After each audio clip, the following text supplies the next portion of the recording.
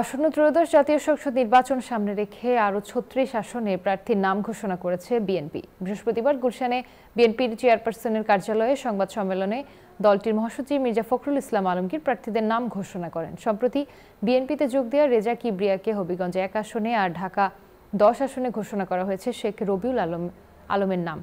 কিশোরগঞ্জ ৫ আসনে শেখ মুজিবুর রহমান ইকবাল, টাঙ্গাইল ৫ আসনে সুলতান সালাউদ্দিন টুকু, সিলেট ৪ আসনে আরিফুল হক চৌধুরীর নাম ঘোষণা করেছে বিএনপি। এর আগে ২৩৭টি আসনে নিজেদের প্রাথমিক প্রার্থী তালিকা ঘোষণা করে BNP. Bashundhara public school and college ২০২৬ শিক্ষাবর্ষে ভর্তি চলছে।